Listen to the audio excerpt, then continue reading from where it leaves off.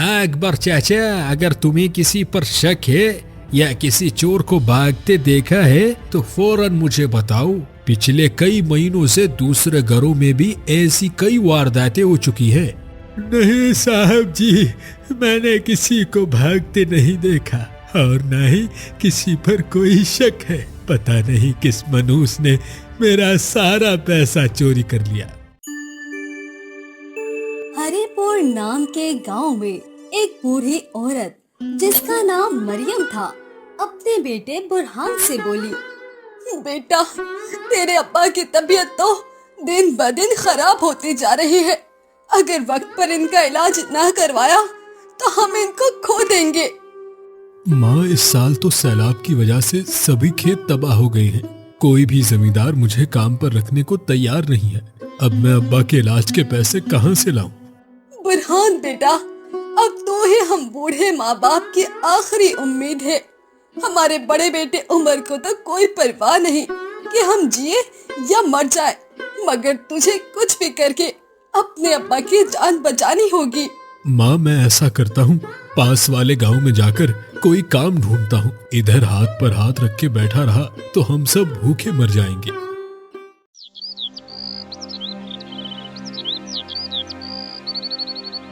अगले सुबह बुरहान एक बैग में कुछ कपड़े लेकर काम की तलाश में दूसरे गांव के लिए निकल जाता है।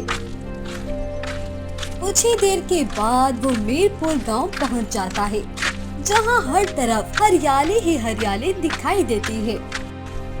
ये देखकर बुरहान बहुत खुश हो जाता है। अरे, ये कितना जबरदस्त गांव है। यहाँ के खेत कितने बड़े हैं। लगता है यहाँ मुझे कोई न कोई काम जरूर मिल जाएगा। चलते चलते बुरहान इस गांव के चौधरी के घर पहुंच जाता है, जिनका नाम आलम था। बुरहान फौरन चौधरी आलम के पास जाता है। सलाम चौधरी साहब, मैं बुरहान हूँ। मैं पास वाले हरिपुर गांव से आया हूँ। दरअसल हमारे गांव में सैलाब की वजह से सारे खेत और जमीनें तबाह हो गई हैं। मुझे शहर में अपने अब्बा का इलाज करवाना है, इसीलिए मैं काम की तलाश में यहाँ आया हूँ। अगर यहाँ मुझे कोई काम मिल जाए तो आपकी बहुत मेहरबानी होगी चौधरी साहब। अरे बुरहान, मैं तुम्हारे गांव के हालत के बारे में जानता हूँ और मुझे तुम्हारे हालात का सुनकर बहुत अफसोस हुआ। इसलिए मेरे पास तुम्हारे लिए एक काम जरूर है, लेकिन मुझे डर है कि तुम वो कर भी पाओगे या नहीं। चौधरी साहब, आप फिक्र ना करें, मैं कोई भी काम करने को तैयार हूँ। आप जो भी काम देंगे मैं पूरी ईमानदारी से करूँगा। ये तो बहुत अच्छी बात है, फिर मेरे साथ आ जाओ। चौधरी आलम बुरहान को अपने साथ एक बहुत बड़े खेत पर ले जाता है और कहता है, बुरहान, ये खेत पूरे 20 एकड़ का है। मैं अपनी इतनी बड़ी जमीन तेरे हवाले कर रहा हूँ। तूने अब इसमें दिल लगाकर मेहनत करनी है, जिसके मैं तुझे हर हफ्ते 300 रुपए दूंगा। 1 साल बाद जब इसमें फसल निकलेगी तो मैं तेरी तनख्वाह बढ़ा दूंगा। इसके लिए तुझे इस गांव में ही रहना होगा और फिक्र मत कर, मैं तुझे खाना मुफ्त दिया करूंगा। अब बता, क्या तू मेरे लिए ये काम करेगा? बाप रे बाप, 20 एकड़ जमीन में तो हमारा पूरा गांव आ जाए। अरे, मैं अकेला इतने बड़े खेत को कैसे संभालूं? लेकिन बुरहान, अगर तुझे अपने अब्बा की जान बचानी है तो ये काम करना ही होगा। चल बेटा, लग जा काम पर। कम से कम तुझे मुफ्त का खाना और पैसे तो मिल जाएंगे ना। ठीक है चौधरी साहब, मुझे मंजूर है, मगर मैं इस गांव में नया नया आया हूँ और रहने का कोई ठिकाना नहीं है। क्या आप इस मामले में भी मेरी कोई मदद कर सकते हैं? चौधरी आलम कुछ देर सोचने लगता है और बुरहान को गौर से देखने के बाद बोलता है, अरे क्यों नहीं भाई, तुम ऐसा करो, मेरे खेत के पास ही जो गोदाम है उसमें सो जाया करना। वैसे भी दिन तो काम में ही गुजर जाएगा। आपका बहुत बहुत शुक्रिया चौधरी साहब।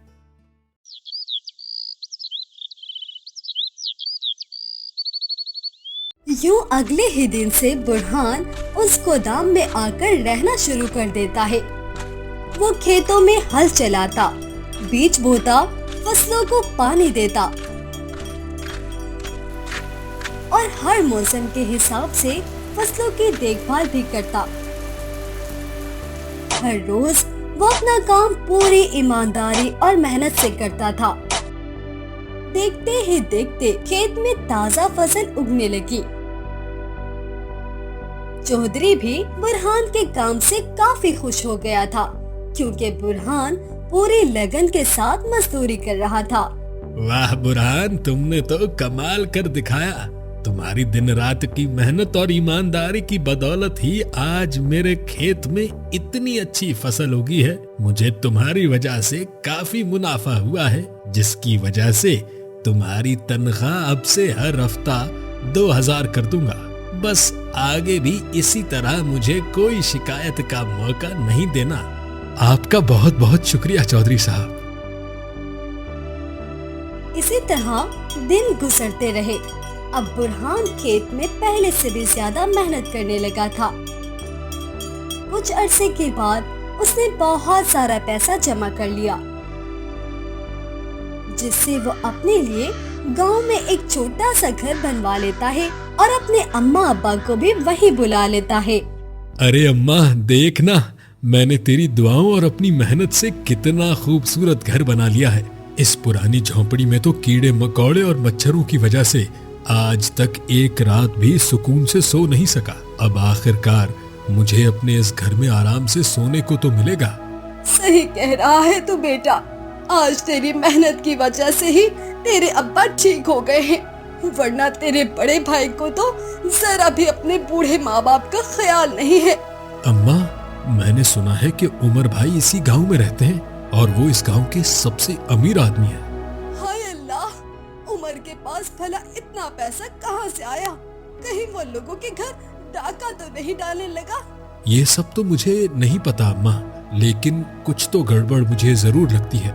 ठीक कह रहा है तू बेटा, बस अब अल्लाह ही सब ठीक रखे। कई साल मजीद गुजर जाते हैं। बुरहान दिन रात मेहनत करके काफी सारा पैसा जमा कर लेता है। देख अम्मा, मेरे पास 20,000 रुपए जमा हो गए हैं। बस अब थोड़े से पैसे और आ जाएं तो अपनी एक बड़ी सी दुकान खोल लूंगा। एक सुबह खेत पर जाते हुए बुरहान को एक झोपड़ी के बाहर दो लोग परेशान खड़े दिखाई दिए। अरे, ये लोग यहाँ ऐसे क्यों खड़े हैं? क्या कोई परेशानी है? चल बुरहान, जाकर देखते हैं। बुरहान फौरन वहाँ पहुँच जाता है। वहाँ जाकर वो देखता है कि गांव के सरदार का एक मुलाजिम एक आदमी से तफ्तीश कर रहा था। हाँ अकबर चाचा, अगर तुम्हें किसी पर शक है या किसी चोर को भागते देखा है तो फौरन मुझे बताओ। पिछले कई महीनों से दूसरे घरों में भी ऐसी कई वारदातें हो चुकी है। नहीं साहब जी, मैंने किसी को भागते नहीं देखा और न ही किसी पर कोई शक है। पता नहीं किस मनूस ने मेरा सारा पैसा चोरी कर लिया। बुरहान वहाँ खड़े लोगों से पूछता है। भाइयों, आप लोग किस बारे में बात कर रहे हो? साहब जी, किस बारे में तफ्तीश कर रहे हैं? अरे अब क्या बताऊं, हमारे गांव में आजकल बहुत चोरियां हो रही है। कल रात भी इस अकबर चाचा के घर में किसी ने डाका डाल दिया।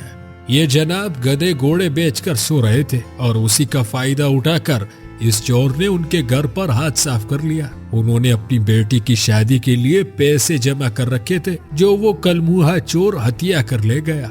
ये तो आपके साथ अच्छा नहीं हुआ चाचा। अरे एक बार वो साला चोर मेरे हाथ लग जाए, मैं मार मार कर उसको गंजा कर दूंगा। गांव में चोरी की वारदातों के बारे में सुनकर बुरहान घबरा जाता है और फौरन अपने घर की तरफ चल पड़ता है। घर पहुंचकर वो अपनी माँ को गांव में होने वाली चोरियों के बारे में बताता है। बुरहान बेटा, तूने जो अलमारी में अपने पैसे रखे हैं, अगर वो सारे उन चोरों के हाथ लग गए तो तेरी इतने सालों की मेहनत जाया हो जाएगी मेरे बच्चे। अरे आप बिल्कुल ठीक कह रही हैं माँ। मैं आज ही चौधरी साहब के पास जाकर बात करता हूँ, वो जरूर कोई न कोई हल बताएंगे।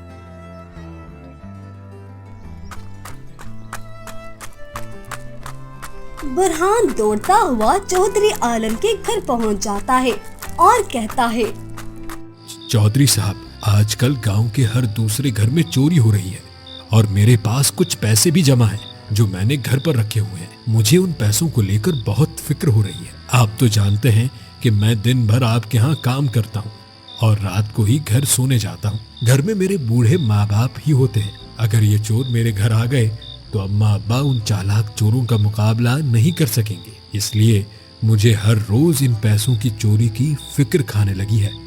हाँ बुरहान, तुम बिल्कुल ठीक कह रहे हो। आए दिन गांव में चोरी के वाकयात होते रहते हैं। ना जाने कौन है जो इस गांव का सुख खराब करने पर तुला हुआ है। हर रोज ही नए नए किस्से सामने आ रहे हैं। चौधरी थोड़ी देर सोचता है और फिर बुरहान से कहता है, देख बुरहान, ऐसी हालत में तो गांव में बस एक ही जगह है जहां तुम्हारा पैसा बिल्कुल महफूज रह सकता है, और वो है उमर नामी आदमी का घर, जो कि मैंने सुना है एक ताजिर है। क्या उमर का घर? ये तो आप मेरे बड़े भाई का जिक्र कर रहे हैं। कहाँ रहते हैं वो चौधरी साहब? अरे वाह बुरहान, ये तो बढ़िया हो जाएगा। अगर उमर तेरा सगा भाई है फिर तो तुम बेफिक्र होकर उसके पास अपने पैसे रखवा सकते हो। वैसे भी मैंने सुना है वो काफी ईमानदार है, और तो और उसके घर में बहुत सारे चौकीदार भी हैं, तो पैसे चोरी होने की परेशानी कभी नहीं होगी। वो सब तो ठीक है चौधरी साहब, मगर उमर भाई को हमसे अलग हुए कई साल हो चुके हैं। ना जाने वो मेरी मदद करेंगे भी या नहीं। बुरहान, मुश्किल वक्त में सगे रिश्ते ही काम आते हैं। वैसे भी गांव के बहुत से लोग उसकी तारीफ करते हैं, तो तुम अल्लाह का नाम लेकर उमर के पास चले जाओ। अच्छा ठीक है चौधरी साहब, मैं आज ही उमर भाई से मिलकर बात करता हूँ और उन्हें अपनी परेशानी भी बताता हूँ। उस दिन बुरहान अपना सारा काम जल्दी खत्म करके उमर के घर पहुंच जाता है। ओए लड़के, कौन है तू और ऐसे दनदनाता हुआ अंदर कहाँ जा रहा है? क्या बाप का घर समझ रखा है तूने? बाप का तो नहीं, हाँ मगर मेरे भाई का घर जरूर है। हटो सामने से, मुझे उमर भाई से कुछ बात करनी है। अरे ऐसे कैसे तुझे अंदर छोड़ दूं? पहले मुझे बता किस मकसद से आया है यहाँ? दरअसल मुझे उनके पास कुछ पैसे रखवाने थे, इसीलिए आया। अच्छा ठीक है, जाओ, वो अंदर बैठे हैं। बुरहान उमर के पास पहुंच जाता है। सलाम उमर भाई, मैं बुरहान, आपका छोटा भाई। कैसे हैं आप? अरे बुरहान, तू इतने सालों बाद मेरे घर क्या लेने आया है? और तुझे यहाँ का पता किसने दिया? भाई, आप तो लगता है हमें भूल चुके हैं। मैं चौधरी आलम के पास काम करता हूँ, उन्होंने ही मुझे आपके बारे में बताया था। अच्छा ठीक है, मगर मेरे पास अब तू क्या लेने आया है? लगता है इतने साल गुजरने के बावजूद भी तूने कोई ढंग की मजदूरी नहीं की जो मेरे पास चला आया। उमर भाई, मैं कई सालों से चौधरी साहब के खेतों की देखभाल का काम कर रहा हूँ, जिससे मैंने कुछ पैसे भी जमा कर लिए हैं। असल बात यह है कि आजकल गांव में हर दूसरे घर डाका पड़ रहा है, इसलिए मुझे अपने पैसे घर में रखने से खौफ आ रहा है। क्या वाकई? मुझे भी तो पता चले तुमने कितने रुपए जमा किए हैं? उमर भाई, मेरे पास तकरीबन 20,000 रुपए हैं। अरे वाह बुरहान, ये तो बहुत बड़ी रकम है। जी उमर भाई, इसलिए तो डर रहा हूँ। मैंने आपकी ईमानदारी के बारे में चौधरी साहब से बहुत सुना है, इसीलिए मैं अपनी सारी जमा पूंजी कुछ वक्त के लिए आपके पास रखने आया हूँ। हाँ हाँ बुरहान, तुमने बिल्कुल ठीक सुना है। तुम मेरे छोटे भाई हो, तुम्हारा पैसा मेरे पास बिल्कुल महफूज रहेगा। तुम सारी फिक्र मुझ पर छोड़ दो, मैं सब संभाल लूंगा। बुरहान अपने पैसों की थैली उमर को दे देता है। ये ले उमर भाई, ये पूरे 20,000 रुपए हैं, आप गिन कर देख लें। अरे तू मेरा अपना भाई है, मुझे भला गिनने की क्या जरूरत है? मुझे तुम पर पूरा भरोसा है। आपका बहुत बहुत शुक्रिया उमर भाई। अब मुझे चोरी का कोई डर नहीं, क्योंकि मेरे पैसे बिल्कुल महफूज हाथों में हैं। अरे नहीं नहीं बुरहान मेरे भाई, शुक्रिया तो मुझे कहना चाहिए कि तुमने इतने साल अलग रहने के बावजूद मुझ पर इतना भरोसा दिखाया और अपने रुपए मेरे पास रखने के लिए आए। बुरहान वो पैसे उमर को देकर अपने घर चला जाता है। अरे बुरहान, इतने सालों बाद भी तू वैसे का वैसा ही है, एकदम बेवकूफ। अब तू देखता जा, बस इन पैसों की असल जगह तो मेरे संदूक में है। अब तू ये पैसे भूल जा मेरे भाई। इसके बाद वक्त गुजरता रहता है। बुरहान ईमानदारी और मेहनत से चौधरी आलम के यहाँ काम करता रहता है। देखते ही देखते 2 साल गुजर जाते हैं और इन 2 सालों में बुरहान के पास कुछ और पैसे भी जमा हो जाते हैं। अब तो चौधरी साहब का बेटा शहर से वापस आ गया है और उसने खेतों की जिम्मेदारी भी संभाल ली है। वैसे भी जिंदगी भर तो मैं उनके खेत में काम नहीं कर सकता। अब मुझे अपनी खुद की दुकान लेकर अपना कारोबार शुरू करना चाहिए, तभी मैं बड़ा आदमी बन सकता हूँ। इन 5 सालों में मेरे पास थोड़े और पैसे जमा हो गए और 20,000 रुपए तो उमर भाई के पास भी पड़े हैं। मैं ये सारे पैसों को मिलाकर बड़ी सी दुकान खरीद लूंगा। हाँ, यही ठीक रहेगा। आज ही जाकर उमर भाई से अपने पैसे लेकर आता हूँ। ये सोचकर बुरहान उमर के घर चल पड़ता है। सलाम उमर भाई, मैं आज आपसे अपने पैसे वापस लेने आया हूँ। आपको दिए थे ना मैंने 20,000 संभालने के लिए। क्या? अबे कौन है तू और तुझे अंदर किसने आने दिया? मुझे तो तूने कोई पैसे नहीं दिए। उमर भाई, मैं आपका सगा भाई बुरहान हूँ। आज से ठीक 2 साल पहले आपको 20,000 रुपए दिए थे। आप तो ऐसे अनजान बन रहे हैं जैसे मुझे जानते ही ना हो। अरे बकवास बंद कर अपनी तू। मेरे पास तो रोजाना ही कितने लोग आते हैं, मुझे सबका चेहरा याद रहता है, लेकिन तेरे जैसा घटिया इंसान मैंने आज तक नहीं देखा। एक तो बगैर किसी सबूत के पैसे मांग रहा है, ऊपर से खुद को मेरा सगा भाई भी कहने लगा। उमर भाई, ये आप कैसी बहकी बहकी बातें कर रहे हैं? आप मेरे भाई ही हैं। पैसे लेते वक्त तो आपने खुद मुझे बोला था बेफिक्र हो जाने को, और अब ऐसे अनजान बन रहे हैं जैसे आज पहली बार मिले हो। मेरी बात सुन लड़के, मैं हर बंदे से कागज पर ही लेन देन करता हूँ कि किसने मुझे कितने पैसे दिए और किसके कितने पैसे रखे हैं। इन सब का हिसाब मेरे पास होता है। उमर भाई, आप ऐसा कैसे कह सकते हैं? मैंने इसलिए कागज पर नहीं लिखवाया क्योंकि मेरा आपसे खूनी रिश्ता है। आपकी ईमानदारी का सुनकर ही ये पैसे मैंने आपको संभालने के लिए दिए थे, और अब आप मुझे पहचानने से ही इनकार करने लगे हैं। बराए मेहरबानी मुझे मेरे पैसे वापस कर दीजिए। हाँ लड़के, मैं ईमानदारी से ही काम करता हूँ, इसीलिए तुमसे सबूत मांग रहा हूँ। क्या तुम्हें पता नहीं कि जब तुम किसी से पैसों का लेन देन करते हो तो तुम्हें कागज पर लिख कर देना पड़ता है। तुम किसी से भी पूछ सकते हो। उमर भाई, ऐसी नाइंसाफी मत कीजिए। मैंने आपकी बात पर भरोसा किया था। मैं आपके पैर पड़ता हूँ, कुछ तो अल्लाह का खौफ करें। मेरे पैसे मुझे वापस दीजिए। बड़ी मेहनत से मैंने वो पैसे जमा किए थे। अरे ये क्या मगरमच्छ के आंसू बहाना शुरू कर दिए तूने? चल दफा हो जा, मैं तुझे नहीं जानता, बल्कि मुझे तो लगता है तू कोई फकीर है जो मेरी ईमानदारी और सादगी का फायदा उठा के मुझसे ये पैसे हथियाने आया है। अब देख जरा, तुझे अच्छी तरह सबक सिखाता हूँ।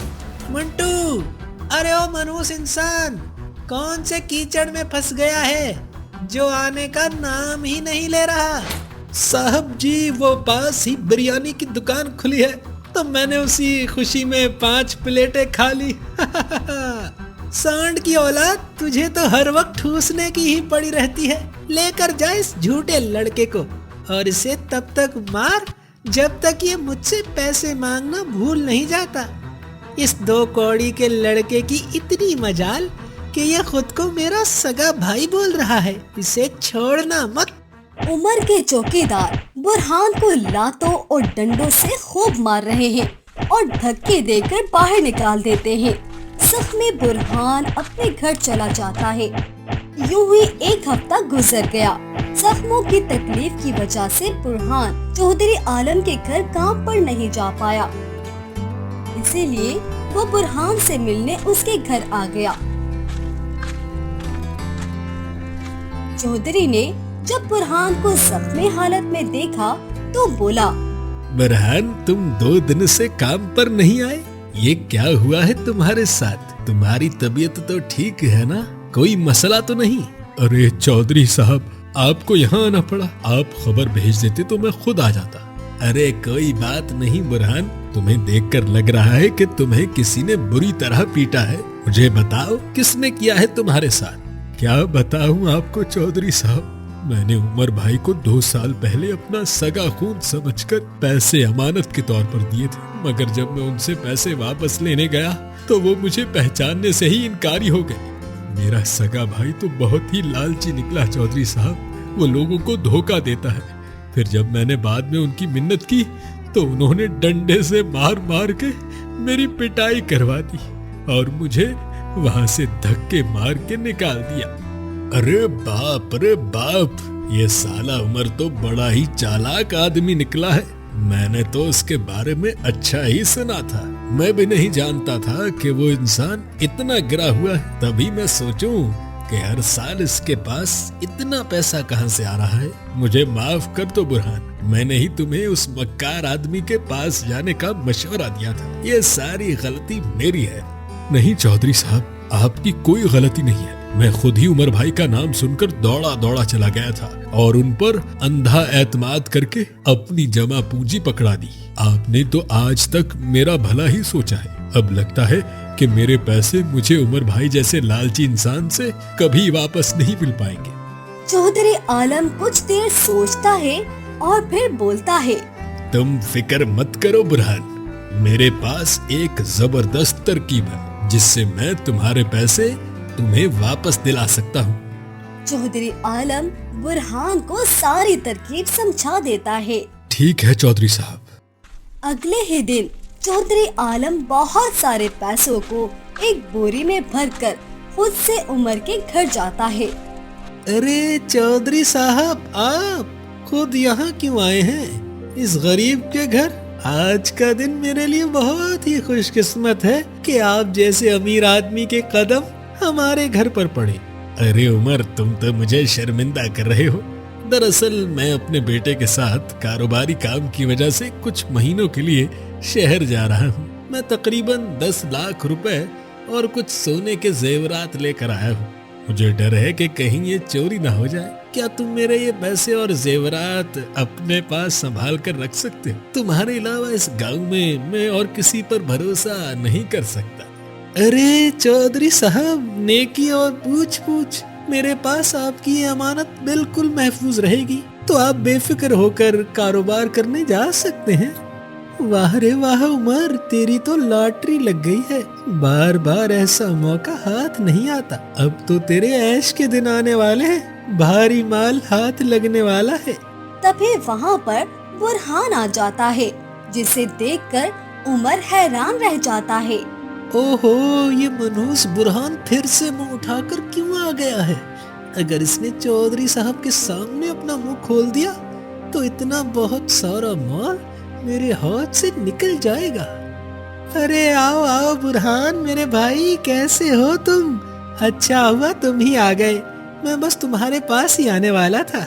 माफ करना मेरे भाई, उस दिन मेरे सर में दर्द था तो मैं तुम्हारे पैसों के बारे में भूल गया। अब इतने लोग मेरे पास आते हैं, कभी कभार भूल चूक हो जाती है, लेकिन मैं अपनी बातों का बड़ा पक्का हूँ। रुक जाओ, मैं तुम्हें तुम्हारे सारे पैसे अभी दे देता हूँ। इतना कहकर उमर बुरहान को उसके सारे पैसे वापस कर देता है। ये लो बुरहान, ये पूरे 20,000 हैं। अच्छी तरह गिन लो, लेकिन माफ करना, उस दिन मेरे आदमियों ने तुम्हारे साथ बदतमीजी की, मैंने उन सबको काम से निकाल दिया है। बुरहान अपने पैसे गिनता है और कुछ कहे बगैर खुशी खुशी वहाँ से चला जाता है। अरे वाह उमर, तुम तो अपनी बातों के बहुत पक्के हो। ये लो मेरे ये पैसे और जेवरात रखकर संभाल कर रखो, और जो भी लेन देन के कागजात बनाने हैं वो मुझे दे दो। अरे चौधरी साहब, कागजात तो बाहर वालों के साथ बनाए जाते हैं, ये तो अपने घर की बात है।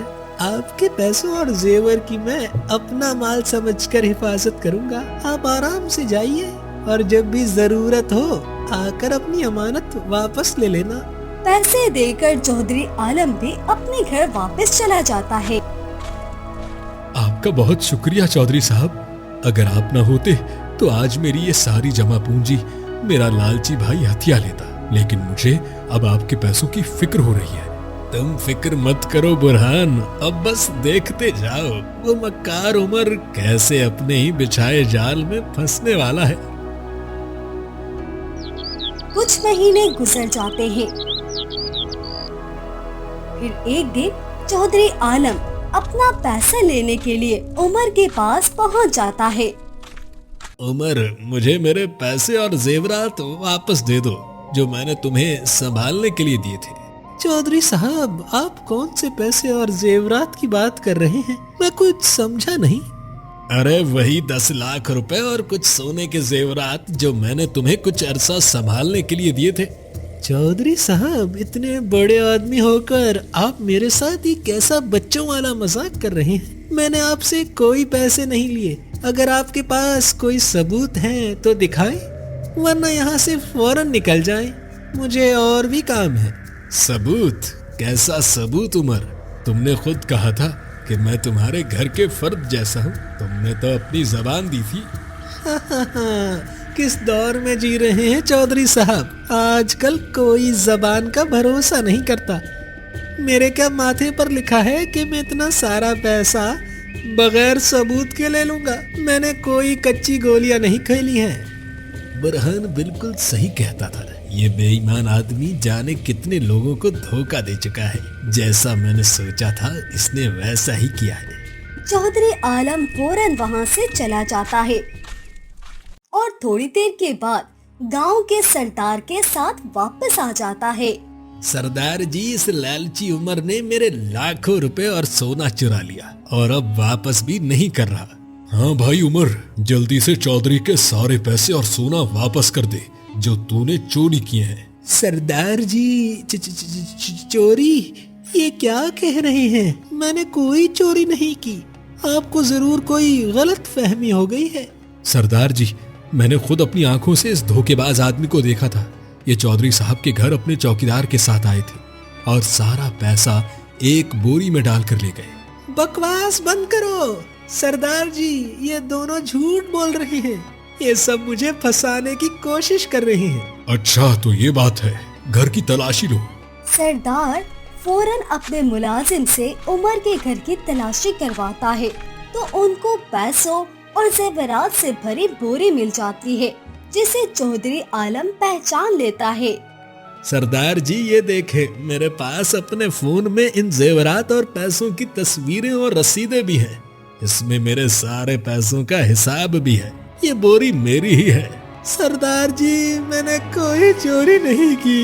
ये सोना और पैसा तो चौधरी साहब ने मुझे खुद संभालने के लिए दिया था।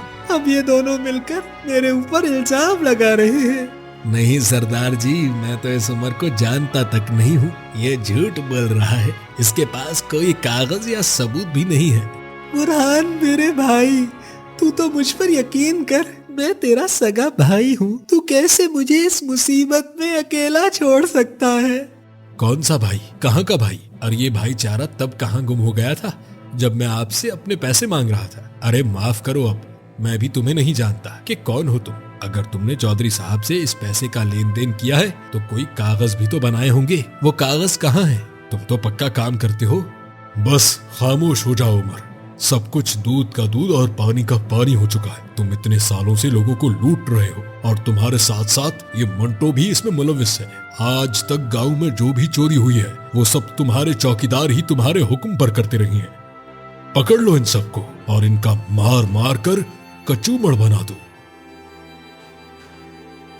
इसी तरह चौधरी आलम की अक्लमंदी की वजह से धोखेबाज और बेईमान उमर पकड़ा जाता है और सरदार इन सब लोगों के पैसे वापस दिला देता है जिन्हें उमर ने लूटा था। इसके बाद उस गांव में सब हंसी खुशी रहने लगते हैं।